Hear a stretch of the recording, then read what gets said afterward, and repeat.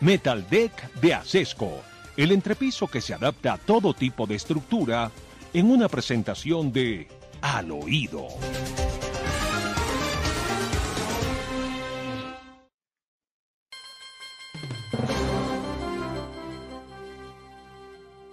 No hay derecho de Mara que un jefe de Estado que se dice economista maneje las cifras como las maneja Gustavo Petro. No para que nos burlemos de él, sino para que nos demos cuenta de la improvisación y de la incapacidad, de la ineptitud de este señor para manejar los temas de la economía colombiana en cualquier sentido que sea. ¿Por qué no nos cuenta de los disparates de Gustavo Petro en materia de cantidades, en este caso de las capacidad, ¿no? De las realidades de la incautación de la coca en distintos lugares y en San Andrés? Cuéntenos, Demar.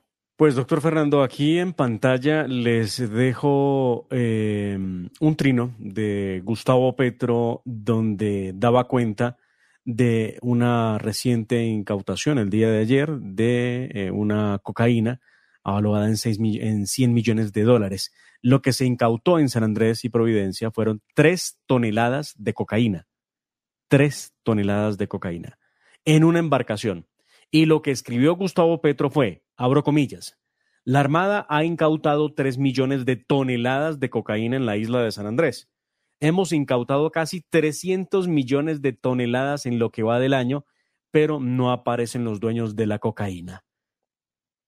Ni lo primero es cierto, porque 3 millones no son 3 toneladas, ni 300 millones son los que ha incautado el gobierno de Petro en lo que va del año. Toda la cocaína que produce en Colombia está superando las 2.000 toneladas métricas de cocaína por año. Y este hombre se incautó de 300 millones de toneladas de cocaína. Por favor, doctor Petro. Cuando esté en mala condición de salud mental, no escriba trinos, no haga el ridículo ante el mundo, porque esto no le viene bien a usted, pero no le viene bien al país. Nos decimos, si este es el hombre que está manejando el país, ¿para dónde vamos? ¿No? Es que 300 millones de toneladas. Sí, 300 millones de toneladas, doctor Fernando. O bueno, digamos que hablemos de las 3 millones de toneladas de las que él dice fue la incautación en San Andrés el día de ayer. 3 millones de toneladas y producimos 2.000 al año. Además, para poder incautar, doctor Fernando, 3 millones de toneladas, se requiere de 60.000 tractomulas de 50 toneladas cada una. No le cabe en la cabeza a nadie. Y no entiendo de verdad cómo un hombre economista como él, ¿no? Que debe conocer muy bien los números. ¿Qué dice que es economista? Bueno, le pasa esto. Les queríamos contar esa historia y ese disparate repetido, no solamente por las toneladas de las que se incautó en San Andrés, sino por las que se había incautado en todo el país. 300 millones de toneladas eran las que... Imagínese usted, en un año 300 millones de toneladas. No. Y producimos 2.000. Entonces, ¿cuántos años son los que tenemos que producir cocaína para que el presidente se incaute de semejante cifra? Por Dios, seamos serios, que lo sea el presidente. Pero cumple con su objetivo, doctor Fernando, porque la cadena de seguidores petristas que le responden a los trinos a él, incluidas seguramente las bodegas, salen a aplaudir, pero igual que el presidente, no tienen la más remota idea de la diferencia entre 3 y 300 o 300 y 300 millones. No tienen la más remota idea. Entonces simplemente salen a aplaudir. Y lo grave de eso, doctor Fernando, es que, pues hombre, la mentira hace carrera, ¿no? La mentira camina. Y entonces ya el mundo dice que Petro se incautó de 300 millones de toneladas. Hacemos el ridículo además internacionalmente porque los medios de comunicación cuestionan cómo es posible que hubiera tanta cocaína en una sola embarcación pequeña en San Andrés. Es que por ninguna parte. No, bueno, pero por favor. Simplemente es el ridículo, simplemente es un mal momento en un mal sueño en que estaba el presidente y resolvió salir a producir un Twitter con semejante disparate. Bueno, hablemos un minuto de los pasaportes. el tema de los pasaportes no deja de ser complicado. Aquí no había sino un postor, porque los pasaportes le estaban garantizados como por más de escritura pública a Thomas Gregan Sons, a los Bautista, a los amigos de Juan Manuel Santos, ¿no? Santos Sí, era señor. miembro de la junta directiva de esa sociedad antes de aceptar el Ministerio de Hacienda, de manera que esto pues no es una mentira. Pues bien, Thomas Gregan Sons se había ganado la licitación teóricamente para producir otra vez los pasaportes y salió el ministro Leiva y dijo que no. Y dijo Después de decir que sí y de acompañar el proceso, ¿no? Porque es que aquí, doctor Fernando, donde no hubiera sido por los medios de comunicación, entre otros, claro, la hora de la verdad que lo puso de presente con Luis Alfonso Villegas, que hace parte de una de las empresas, Cadena, exactamente, que también competía por el tema de pasaportes en el ministerio, pues no hubiera pasado nada. Y entonces, Thomas Gregg, que durante más de 17 años se ha ganado la licitación, nuevamente pues se hubiera hecho con el contrato, en este caso de 600,000 millones de pesos. Así, no, sencillo. no está mal, no está mal. 600.000 millones de pesos. Ave María, por Dios. Es que esto ha tenido de todo. Bueno. Esto ha tenido tutela, esto ha tenido una acción popular, esto ha tenido una cantidad de acciones alrededor de algo que es un proceso que no está limpio. Y además, ¿a quién le cabe en la cabeza que solamente sea uno el proponente y uno el que por supuesto se lo va a ganar, porque pues esa unión temporal sí cumple con los requisitos? O sea, ahí hay unas cosas de fondo muy complicadas. Vamos a ver qué camino toma ahora la Cancillería, y ya pues Álvaro Leiva tuvo que ceder ante la situación, que evidentemente se ha mostrado irregular por cuenta del proceso que muchos no están entendiendo. Muchos no están entendiendo. Como muchos no estamos entendiendo lo que está pasando a raíz de la toma por la fuerza del Palacio de Justicia el 5 y el 6 de octubre del año de 1985. 5 y 6 de octubre fue, ¿sí? Noviembre, 6 y 7 de noviembre de 1985. 1985, sí, disculpen. Disculpen el lapsus. Entonces, están reviviendo el tema y hay por allá una demanda civil funcionando en contra de las personas que salvaron a Colombia, que lucharon por Colombia, que arriesgaron su vida y que lograron recuperar el Palacio de Justicia de las garras de estos sinvergüenzas. Pero hay unas declaraciones que tenemos que recordar. Unas que pasamos aquí al aire, la del magistrado Samuel Buitrago, quien vio morir al hombre que dicen que después salió vivo y después mataron y después no sé cuántas cosas. Lo vio morir y cuenta cómo fue la muerte de ese personaje que no era magistrado, pero que ahora funge como si fuera magistrado para los efectos de hacer el escándalo internacional. Y tampoco se tienen en cuenta las declaraciones de la hija del magistrado Humberto Murcia Ballén, de Mónica Murcia, que cuenta cómo su papá le decía que los del M-19 le daban tiros de gracia a los heridos en el Palacio de Justicia. Pues veamos las declaraciones de la hija del magistrado doctor Fernando, que son de la mayor importancia, de doña Mónica Murcia, la hija del magistrado Humberto Murcia Ballén, quien sobrevivió al ataque terrorista del M-19, falleció en el año 2019. Veámoslas y escuchémoslas, aquí están. Como caminar, él estaba en un baño con mucha gente y empezaron a matar gente en ese baño. Él recuerda cómo le dispararon al magistrado Gaona, de ahí mi papá escapó y con Horacio Montoya, y cuando se estaban escapando les cayó una granada. La granada lastimosamente le cayó a Horacio. Horacio murió en ese instante. Papá estaba acostado y en ese momento él dice que llegó un guerrillero a rematar a todos los que estaban ahí vivos y se hizo el muerto, y el guerrillero le pegó con la culata del fusil y lo mandó a rodar por las escaleras. Se arrastró y llegó al primer piso. Ahí encontró un soldado Lo sacaron, lo llevaron a la casa del florero un rato y después al hospital militar. Pero afortunadamente, pues a mi papá no le pasó nada. Haberse salvado de esto fue una ayuda de Dios. O sea, esto no era muy fácil que pasara. Y obviamente, pues para mi papá el trauma que le quedó de eso fue por toda la vida. Bueno, entonces ese es un testimonio y nosotros recibimos el del magistrado Samuel Buitrago. Ahí no es como en este caso una prueba indirecta, sino una prueba más que directa, ¿no?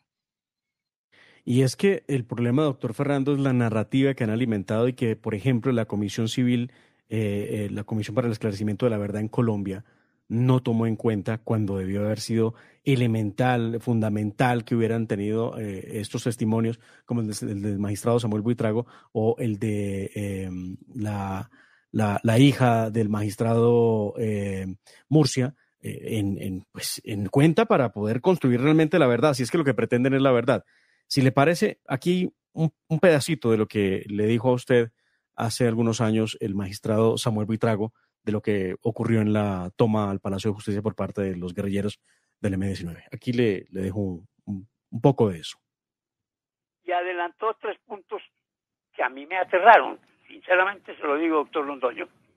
Primero, que al doctor Miguel Gaona Cruz lo mató de frente un guerrillero. Segundo, que el doctor Horacio, el doctor Urán. Carlos Horacio Urán, muy amigo mío y compañero del Consejo de Estado, él era auxiliar del doctor Carlos Betancur Garamillo, lo sacaron vivo, lo torturaron, lo mataron y lo volvieron a ingresar al Palacio de Justicia. Y en tercer lugar, que el Palacio de Justicia se incendió por razón de los disparos y las cosas que ocurrieron allá y que el fuego no fue provocado por manos extrañas. Pues bien, doctor Fernando, lo del doctor Gaona, cuando se presentó en el Palacio de Justicia, cuando la fuerza pública logró abrir el boquete en la pared occidental del baño donde nos encontramos entre los pisos segundo y tercero, nosotros todos estábamos en el piso porque se había iniciado lo que llamaban la operación Rastrillo, estábamos encerrados en ese baño, allá nos había llevado un comando del M-19. Estábamos juntos, Daniel Gaona más adelante, mi persona. Al lado mío estaba Carlos Horacio Urán, muy amigo mío. Incluso él me había obsequiado un libro que se titula Rojas y la manipulación del poder. Un estudio interesante sobre el gobierno del general Rojas. Y un poco atrás estaba doña Luz Estela Bernal, abogada también auxiliar del Consejo de Estado. Cuando se inició el cruce de fuego entre las fuerzas del orden por el boquete que abrieron en la pared occidental y el M-19, en el fragor del combate, llamémoslo así, no sé, el doctor Gaona se desesperó y trató de huir y se incorporó y al tratar de adelantarse recibió un impacto y cayó al piso, al suelo. Detrás de él, Carlos Horacio Urán, que estaba conmigo al lado mío, se incorporó también y yo le grité, Carlos Horacio, no. Pues él se lanzó también a la línea de fuego y fue impactado por las armas. ¿Quién fue cuál fue el impacto? No sé si puedo decirle si fueron las fuerzas del orden o si fue la misma guerrilla. En todo caso, quedó en la línea de fuego y allá cayó también. Detrás de mí, un poco detrás, estaba doña Luz Estela Bernal, abogada del Consejo de Estado, recibió un impacto también y ella inexplicablemente no cayó de frente, sino hacia atrás. Bueno, lo cierto del caso, doctor Fernando, es que avanzó la cosa, se fueron tranquilizando, se oían solo los quejidos de las gentes ahí en el baño y ya la guerrilla estaba un poco diezmada o muy diezmada. Nosotros nos fuimos reorganizando cuando había cesado un poco, avanzamos hacia adelante Y fue cuando llegó el momento más tarde, ya al terminar eso, que gritaron, primero gritaron que salgan las mujeres. Las mujeres salieron. Luego, que salgan los rehenes, todos. Nosotros estábamos un poco adelante, Humberto Murcia, Hernando Tapia Rocha, Nemesio Camacho Rodríguez y yo, y otros funcionarios y empleados de la justicia. Recuerdo al doctor Pájaro Peñaranda, que estaba herido también, y varios amigos, solo se veían los tejidos allá. Y dijeron que salgan los rehenes. Nemesio Camacho le dijo al que dirigía el comando, al Marales. Al Marales, digo, porque que salgan los rehenes, y él dijo, al Marales, si usted no nos disparará por la espalda, y él dijo, no salgan, que si les disparan ya son los de afuera. El ejército ya está a las puertas del baño. Muy bien, entonces le hago esa narración un poco larga y tediosa, porque para mí, es decir, que estuvieran muertos las tres personajes a quien me he referido, pues yo no lo puedo garantizar, pero sí quedaron allá, en el piso. Los tres tendidos quedaron allá cuando salimos, porque yo incluso, curiosamente, volteé a mirar, había muchos tendidos en el piso, y entre ellos los tres a quien yo me referí. Bueno, eso en cuanto al caso del amigo Carlos Horacio Urán, que incluso más tarde, hace como unos 3 años, a mí se me citó a la fiscalía a rendir una declaración, y me mostraron una serie de videos y me insistían en que en un video de esos iba Carlos Horacio Urán. Decía, no, yo no lo distingo, yo lo conozco muy bien, pero vi y me ampliaban el video y yo no lo pude determinar. Incluso llegó a tal extremo a eso que me extrañó que la señora esposa de Carlos Horacio, Ana María, una ciudadana uruguaya, la convencieron de que realmente él iba ahí, él estaba en una camilla, él se lo llevaba. Bueno, eso en cuanto al caso de Gaona y de Carlos Horacio Urán. Impresionante, doctor Fernando, esta entrevista que usted le hizo al magistrado Buitrago. Insisten en que Carlos Horacio Urán estaba vivo y que lo sacaron vivo y que después lo mataron y que después lo torturaron. El cuento fue ese, y tenemos otra declaración en que él coge del bolsillo del saco a Carlos Horacio Urán y le arranca el bolsillo cuando Carlos Horacio Urán cae al piso, muerto por las balas del M-19. Bueno, en fin, esa es la historia. Bueno, Demar, vamos pronto. ¿Cómo le pareció pues el agarrón de Holman Morris con Jennifer Pedraza, o de Jennifer Pedraza con Holman Morris?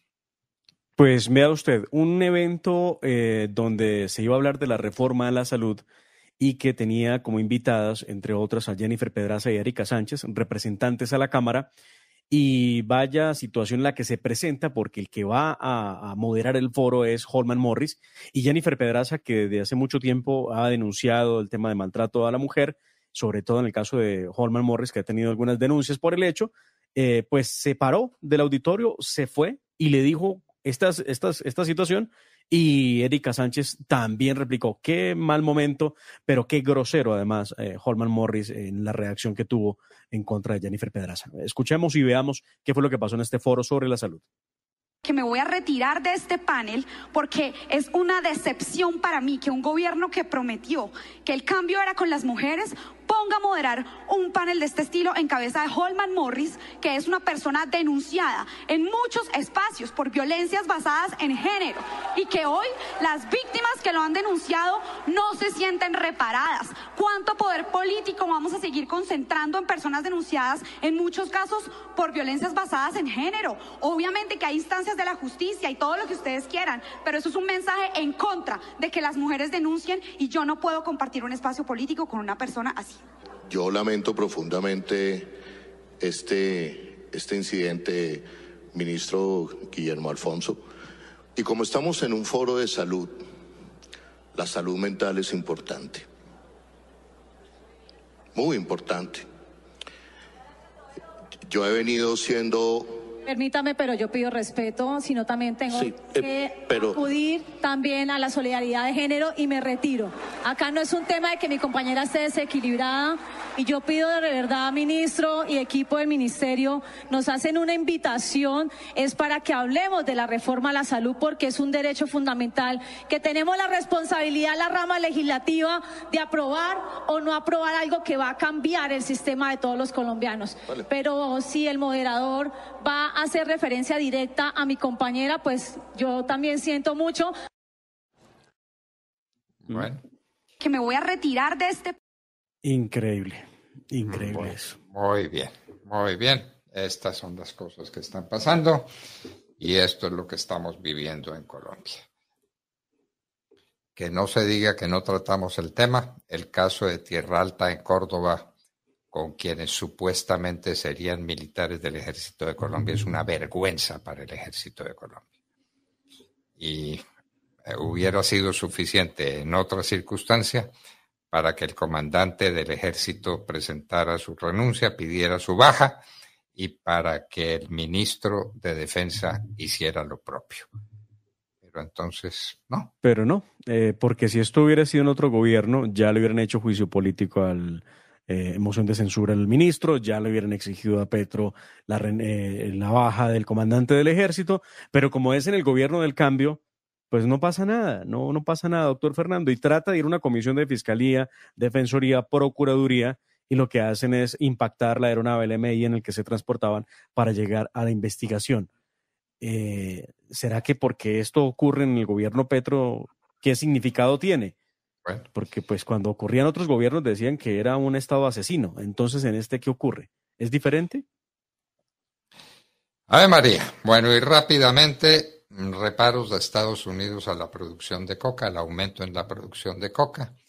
Sobre eso no se toma noticia concreta y están hablando de las cifras de CIMSI porque los Estados Unidos dejaron de monitorear los cultivos de coca en Colombia. Nadie comprende por qué.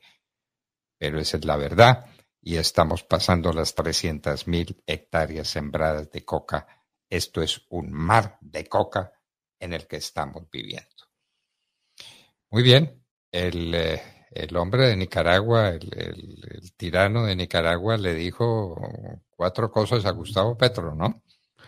Sí. Le dijo traidor, le dijo, bueno, cuánta cosa se le ocurrió. Y entonces dicen que Colombia protesta. Colombia no protesta, protesta la Cancillería. Me imagino que Álvaro Leiva protestó por el tratamiento que Ortega le dio a Gustavo Petro. Pero ahí pues entre iguales no se cobran hechuras. Es como dice por ahí, como canta el decir popular. Uh-huh. Pero es que ya Petro lo había atacado también desde Chile, ¿no? Petro, que desde Chile, doctor Fernando, se refirió a los movimientos de la extrema derecha en el mundo, porque él dice que están moviéndose rápidamente para sacar del poder el progresismo en el mundo. Y él dice que o se defiende las nuevas ideas de progresismo o la humanidad se extingue por aquello de que entre más riqueza haya, mayor contaminación que conduce al hombre a la muerte. Las ideas del progresismo se van adueñando de las palabras, ¿no? El progresismo es el progreso. ¿Cuál progreso?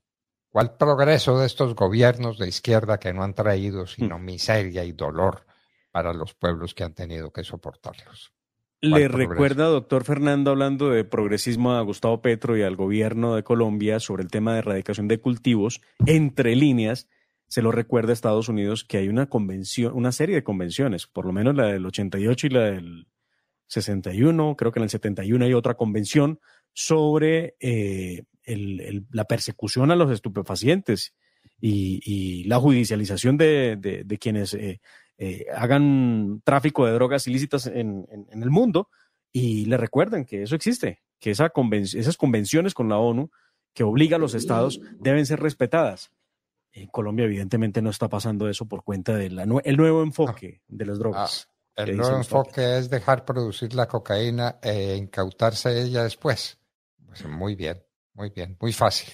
Y anunciar que el Estado va a comprar la hoja de coca para producir abono. Cuánta tontería, por Dios, cuánta tontería junta. Bueno, queridos amigos, nos devoró el tiempo. Fue muy productivo, nos parece.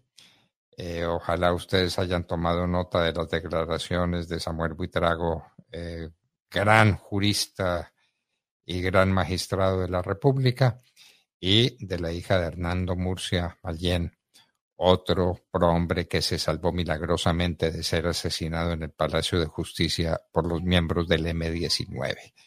Recordemos que Gustavo Petro no estaba en el Palacio de Justicia.